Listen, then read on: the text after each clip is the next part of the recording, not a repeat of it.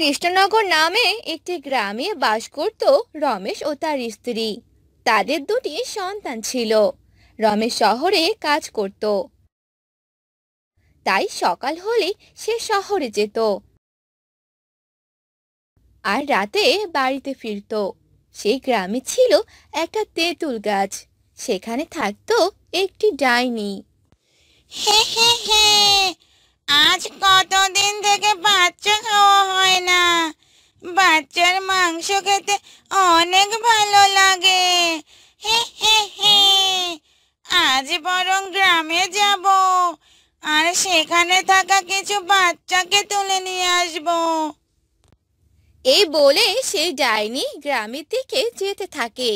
তখন প্রায় অনেক রাত, যার কারণে কোনো বাচ্চাকেই সে বাইরে দেখতে পায় না। তখন ডাইনি বলে, এ কি, এখন তো কোনো বাচ্চাকেই দেখতে পাচ্ছি না। মনে হয় এই রাতে কোনো বাচ্চাকে আমি ধরতেও পারবো না আর খেতেও পারবো না। আমি বরং আজ চলেই যাই। গিন্নি, আমি শহরে গেলাম, তুমি বাচ্চাদের দেখে রেখো, বাহিরে যেতে দিও না। আচ্ছা, ঠিক আছে। কে রে বল্টু? বল্টু, বাড়িতে আছিস? কি রে, এভাবে ডাকছিস কেন? চল খেলতে যাই, বাহিরে সবাই তোর জন্য অপেক্ষা করছে। আমরা সবাই খেলতে যাব। মা, ও মা, আমি বাইরে গেলাম। এরপর বল্টু ও তার বন্ধুরা মিলে বাইরে খেলতে গেল। তারা সবাই একটি মাঠে ফুটবল খেলছিল। তখনই সে বল একটি ঝোপের আড়ালে গিয়ে পড়ে। তোরা এখানে দাঁড়া, আমি বলটা গিয়ে নিয়ে আসছি।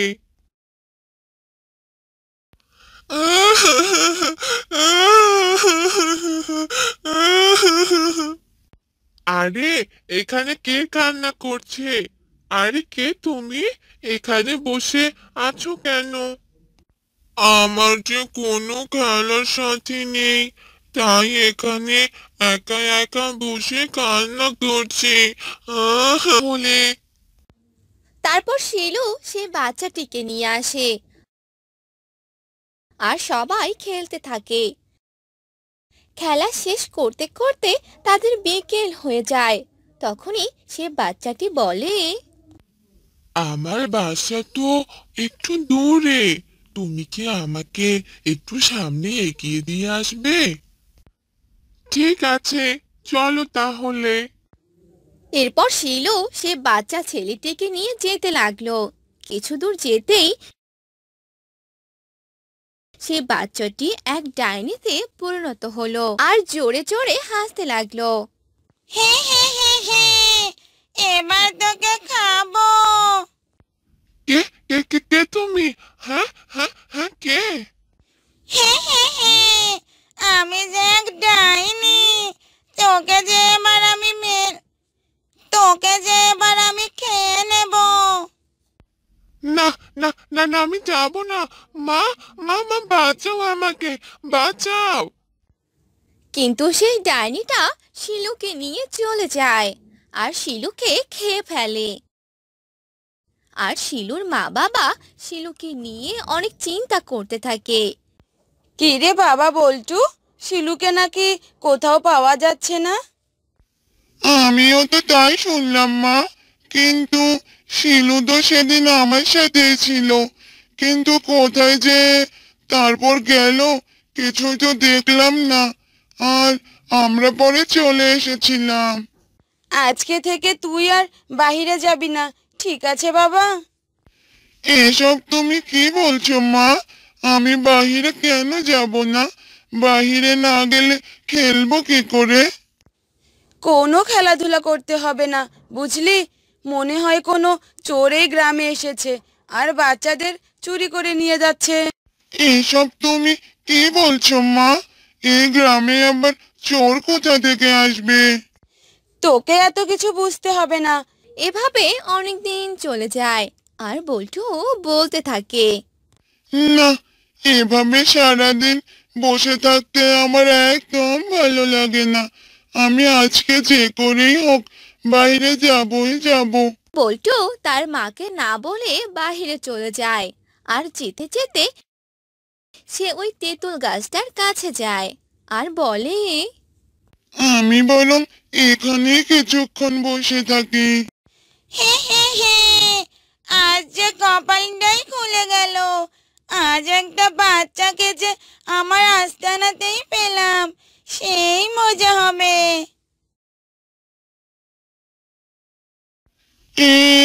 এই কে কে তুমি?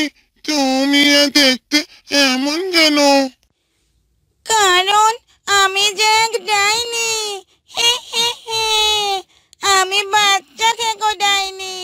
এবার তোকে খেয়ে ফেলবো আর আমার অনেক শান্তি লাগবে। বাচ্চাকে কো ডাইনি মানে? তাহলে তাহলে তুমি কি আমাদের গ্রামের সব বাচ্চাদের খেয়েছো? হ্যাঁ, আমি সব বাচ্চাদের খেয়েছি। এবার তোকে খাবো। মা তাহলে ঠিকই বলেছিল। না না, আমাকে খেও না। আমি তোমায় কি ক্ষতি করেছি? তুমি আমাকে কেন খাবে বলো? না না, তোর কোনো কথাই আমার শোনা যাবে না। এবার যে তোর পালা। অন্যদিকে বল্টুর মা বল্টুকে কোথাও না পেয়ে সারা গ্রাম খুঁজতে থাকে, কিন্তু কোথাও খুঁজে পায় না আর বলে, হায় হায় ভগবান, এ কি সর্বনাশ হয়ে গেল। আমার ছেলেকে যে কোথাও খুঁজে পাচ্ছি না। কি করব এবার আমি? হে হে হে, এবার অনেক শান্তি লাগছে আমার। হে হে হে হে। এই বলে সেই ডাইনি তেঁতুল গাছে উঠে পড়ে আর রাত হয়ে যায়।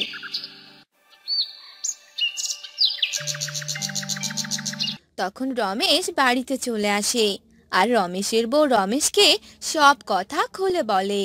তখন রমেশ এক তান্ত্রিককে নিয়ে সে তেঁতুল গাছে যায় আর তান্ত্রিক সেখানে মন্ত্র পড়তে থাকে আর ডাইনি সেখানে চলে আসে। তোর এত বড় সাহস, তুই আমাকে এখানে নিয়ে এলি। এবার আমি তোকেও খাবো। তার আগে বল, তুই গ্রামের সব বাচ্চাদের কেন ধরেছিস? আমার আমার যে বাচ্চাদের খেতে খুব ভালো লাগে। আমি আমি গ্রামের সব বাচ্চাদের খেয়ে ফেলেছি। হে হে হে হে। তাহলে তুই আমার ছেলেকেও খেয়ে ফেলেছিস? হ্যাঁ, খেয়ে ফেলেছি। হে হে হে হে। একথা শুনে সেই তান্ত্রিক মন্ত্র পড়ে ডাইনিকে একটি বোতলে, মা, ও মা, কোথায় তুমি? তাড়াতাড়ি এদিকে এসো। কি হলো রে, এভাবে ডাকছিস কেন? কি বলবি বল। আমার রায়নাটা কোথায় রেখেছো শুনি? কোথাও যে খুঁজে পাচ্ছি না। কোথায় রেখেছো বলো তো? তোর আয়না আমি কোথায় রাখবো? হ্যাঁ, তুই ভালো করে খুঁজে দেখ। আমি কোথাও রাখিনি। কাজের সময় আমাকে একদম বিরক্ত করবি না। এ কথা বলে রূপসীর মা সেখান থেকে চলে গেল আর রূপসী আয়না খুঁজতে লাগলো আর আয়নাটি বিছানার এক কোণে পড়েছিল। ওহ, তুই এখানে পড়ে আছিস আর আমি তোকে সারা বাড়ি খুঁজে বেড়াচ্ছি। তুই আমার সাথে না থাকলে তো আমার একদম ভালো লাগে না। দেখি তো আমার মুখটা। বাহ, কি সুন্দর দেখতে আমি। আমার মতো এত সুন্দরী বুঝি আর কেউ নেই। আর এই আয়নাতে মুখখানা না দেখলে যে আমার ভালোই লাগে না। সারাদিন তো আমাকে মুখ দেখতেই হবে। রূপসী আয়নায় নিজের চেহারা দেখছে আর কথা বলছে। তখনই সেখানে রূপসীর মা চলে আসে। আমি যখনই ঘরে আসি তখনই দেখি আয়নাতে তোর এই মুখখানা দেখছিস। এত দেখে কি হবে বলতো? তুই তো আমার সাথে একটু কাজও করতে পারিস। না মা, আমার কাজ করতে একদম ভালো লাগে না। আমার তো শুধু আয়নাতে মুখ দেখতে ইচ্ছে করে। সারাদিন আয়না নিয়ে পড়ে থাকির জন্য তো তোকে সবাই আয়না সুন্দরী বলে। এত আয়না দেখতে হবে না। চল আমার সাথে চল, কাজ করবি। এ কথা বলে রূপসীর মা রূপসীকে নিয়ে বাহিরে বের হয় আর রান্নাঘরে চলে যায়। নে, এই সবজিগুলো কেটে দে। রূপসী সবজিগুলো কাটতে থাকে আর কাটার কিছুক্ষণ পরেই, মা, আমি একটু ঘর থেকে এখনই আসছি। একটু আগেই তো ঘর থেকে আসলি, এখন আবার ঘরে যাবি মানে? রূপসী তার মাকে কিছু না বলে সেখান থেকে ঘরে চলে গেল আর আয়না নিয়ে মুখ দেখতে লাগলো। ওহ, অনেকক্ষণ থেকে মুখটা দেখিনি। ইস, একটু কাজ করে একদম ঘেমে গেছি। রূপসী এভাবে সারা দিন রাত আয়নাতে তার মুখ দেখতে থাকে। আর একদিন রূপসীকে পাত্রপক্ষ দেখতে আসে। বাহ দিদি, আপনার মেয়ে তো দেখতে অনেক সুন্দর। আপনার মেয়েকে আমাদের ভীষণ পছন্দ হয়েছে। এটা তো খুবই ভালো কথা দাদা।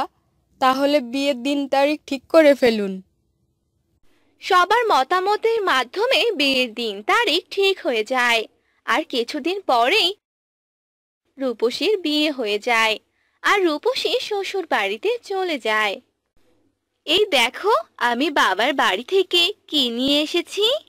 দেখি তো, কি নিয়ে এসেছো? এই দেখো, আয়না। আয়না? এটা আবার নিয়ে আসার কোনো জিনিস হলো নাকি? ও মা, কি সব বলছো তুমি? এই আয়না দিয়ে তো আমি আমার মুখখানা দেখবো। আমার এই মুখ না দেখলে তো আমার দিনই কাটবে না। তুমি দেখতে এমনিতেই অনেক সুন্দর, তোমায় আর আয়না দেখতে হবে না। যাও এবার সবার জন্য রান্না করে ফেলো, আমার আবার কাজে যেতে হবে। কি সব বলছো তুমি? আমি রান্না করব মানে? আমি তো রান্না করতেই পারি না। রান্না পারো না তো কি হয়েছে, চেষ্টা তো করো, চেষ্টা করলে ঠিক পারবে। এরপর রূপসী রান্নাঘরে যায়, সবজি কেটে নেয়, কিন্তু কিভাবে রান্না করবে সে কিছুই বুঝতে পারে না। বাড়িতে যখন ছিলাম তখন তো সারা দিন রাত শুধু আয়নায় নিজের মুখখানাই দেখতাম। মায়ের সাথে কোনো কাজ করতাম না। আয়নাতে মুখ দেখে তো সারাদিন চলে যেত। কিন্তু এখন আমি কি করব, কিভাবে যে কি শুরু করব বুঝতেই পারছি না। এরপর রূপসী যেভাবে পারে ওভাবে রান্না করে নেয় আর শাশুড়ি ও স্বামীকে খেতে দেয়। এই নাও, এবার তোমরা খাবার খেয়ে নাও। এসব তুমি কি রান্না করেছো বৌমা? খাবারগুলো দেখতে এরকম কেন? মা, এই খাবার আপনি কখনোই খাননি। এটা নতুন রকমের খাবার, খেতেও ভালো, একবার খেয়ে দেখুন। রূপসীর শাশুড়ি ও স্বামী খাবার মুখে দেয় আর রূপসী মনে মনে বলে, হায় ভগবান, এবার কি হবে? জানি না কি সব করেছি, খেতে যে কেমন হবে, রক্ষা করো ভগবান। ওয়াক থু, সি সি সি সি সি, এসব তুমি কি রান্না করেছো বৌমা? মুখেই দেওয়া যাচ্ছে না। তোমার মা কি তোমায় রান্না শেখায়নি? আসলে মা। তুমি চুপ থাকো বৌমা। বাড়িতে নিয়ে আসার পর দেখছি সারা দিন শুধু আয়নাতে মুখ দেখেই যাচ্ছ।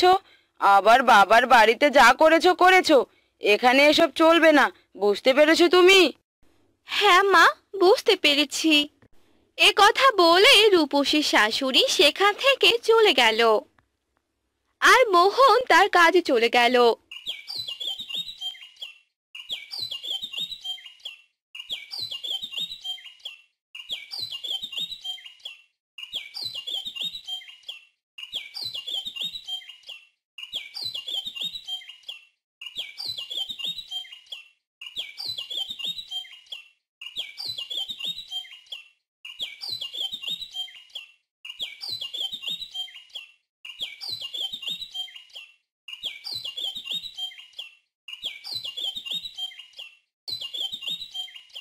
সারাদিনে আয়নাতে মুখ দেখেই তোমার এই অবস্থা। দাঁড়াও, এবার এ আয়নায় আমি ভেঙে ফেলবো। এই বলে রূপসীর শাশুড়ি রূপসীর ঘরে যায় আর আয়নাটি ভেঙে ফেলে। আর তখনই রূপসী সেখানে চলে আসে। এ কি মা, এসব আপনি কি করলেন? আপনি আমার আয়নাটি ভেঙে ফেলেছেন। হ্যাঁ, ঠিক করেছি। এবার আর আয়নায় মুখ দেখা হবে না। এবার থেকে কাজে মনোযোগ দাও, বুঝলে? হ্যাঁ মা, ঠিক আছে। এরপর রূপসীর শাশুড়ি সেখান থেকে চলে গেল আর রূপসী ভাঙ্গা আয়না হাতে নিয়ে কান্না করতে লাগলো। আমার আর আয়নাতে মুখ দেখা হলো না, আর কেউ আমাকে আয়না সুন্দরী বলবে না। এভাবে কেটে যায় বেশ কিছুদিন। রূপসী রান্না থেকে শুরু করে সব কাজ শিখে নেয়। এরপর থেকে তার আর কোনো অসুবিধা হয় না।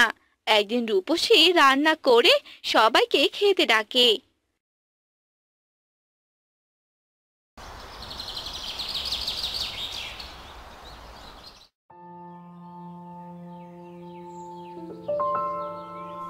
গিন্নি, ও গিন্নি, খেতে দাও তো। তাড়াতাড়ি খেয়ে আবার জমিতে যেতে হবে।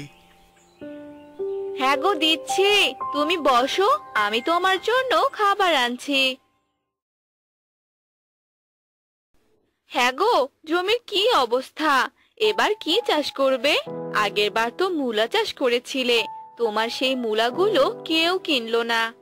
সেইবার সবাই মূলা চাষ করেছিল, ভাবলাম আমিও করি, যদি লাভ হয়, কিন্তু কোনো লাভই তো হলো না। এবার তাহলে আমার কথা শোনো।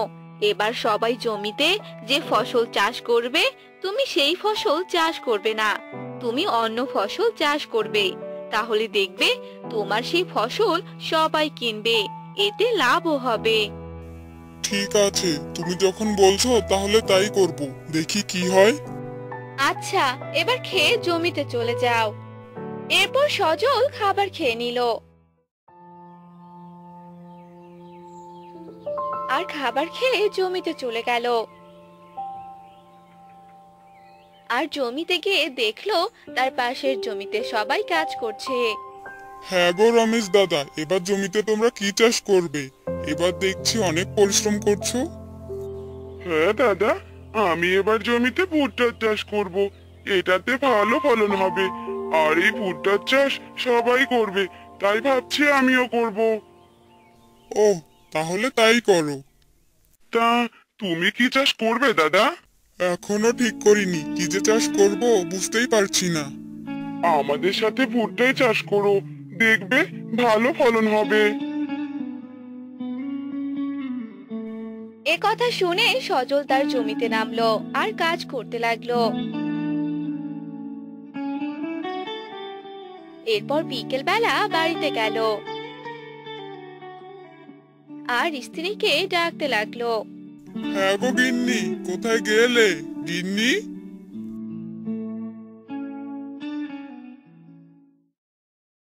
হ্যাঁ গো, বলো, আমি রান্না করছিলাম। কি হয়েছে, এভাবে ডাকছো কেন? তোমার কাজ শেষ হলো?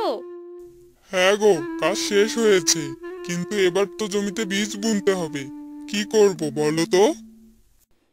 আচ্ছা, এবার সবাই জমিতে কি চাষ করবে, শুনেছো কিছু? হ্যাঁ গো, শুনেছি এবার নাকি সবাই ভুট্টার চাষ করবে। ও, তাহলে তুমি বেগুনের চাষ করো। কাল বাজার থেকে বেগুনের চারাগুলো নিয়ে এসো। আচ্ছা ঠিক আছে, আমি তাহলে কাল সকালেই চারাগুলো নিয়ে আসবো। এরপর রাতে সজলের বউ সজলকে খেতে দিল। তারা খাবার খেয়ে রাতে ঘুমিয়ে পড়ে। পরদিন সকালবেলা। হ্যাঁ গো, আমি বাজারে গেলাম। ঠিক আছে।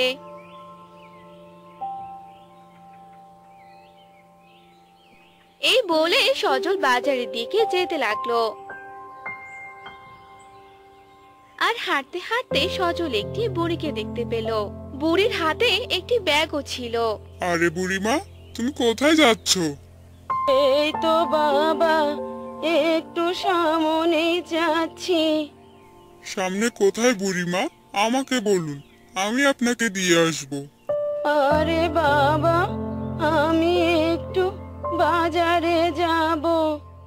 বাজার তো সামনে, কিন্তু আপনি তো উল্টো দিকে যাচ্ছেন বুড়িমা। আপনি বাজারে গিয়ে কি করবেন?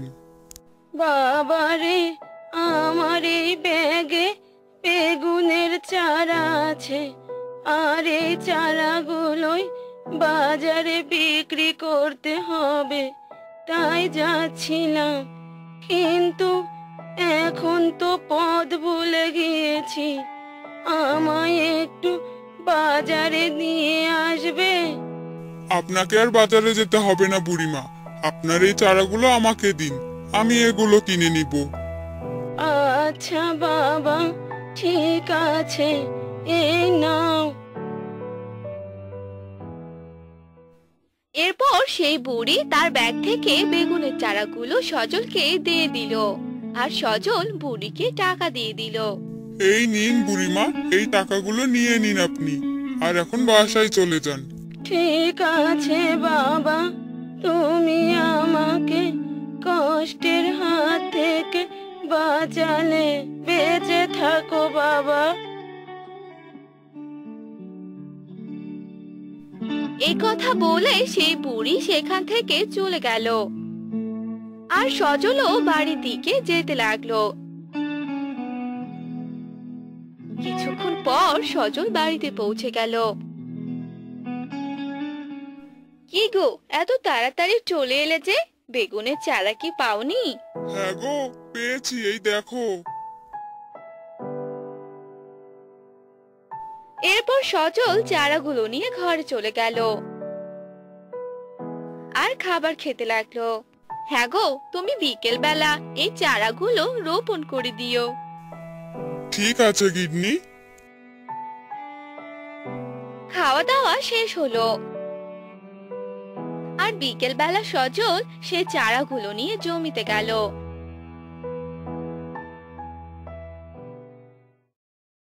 আর রোপণ করতে লাগলো।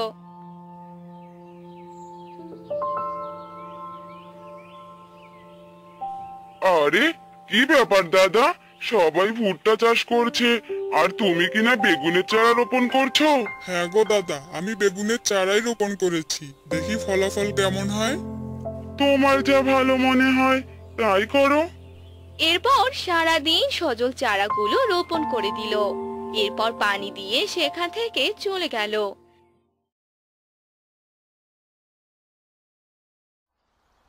এভাবে কেটে গেল বেশ কয়েকদিন। আর একদিন সজল তার জমিতে এলো। আরে এ কি, এসব আমি কি দেখছি? বেগুন তলায় দেখছি লাউয়ের গাছ হয়েছে, সাথে বেগুনের গাছগুলোও বেশ ভালো হয়েছে। যাই, এ কথা গিন্নিকে গিয়ে বলি আমি।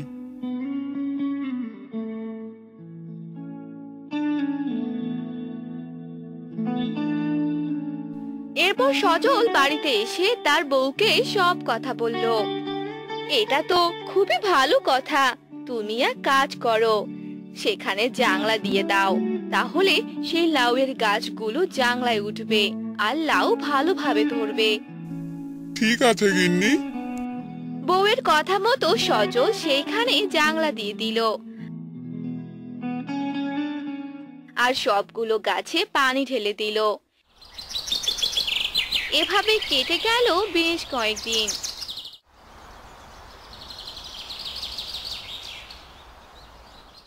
বাহ বাবা বাহ, আমার জমিতে দেখছি লাউ আর বেগুন দুটোই ভালো হয়েছে, কি তাজা তাজা সবজিগুলো। এরপর সজল বেগুনের সাথে লাউগুলো উঠিয়ে নিল,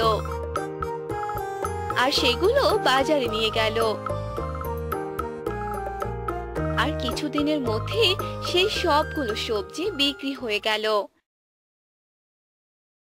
আর এসব দেখে রমেশ সজলের কাছে এলো। কি ব্যাপার দাদা, তুমি তো এবার দেখিয়ে দিলে, সবার থেকে তোমার ব্যবসা ভালো হলো। সব ভগবানের আশীর্বাদ, আমার কাজ শেষ, এবার আমি বাড়িতে যাই। হ্যাঁ দাদা, যাও যাও।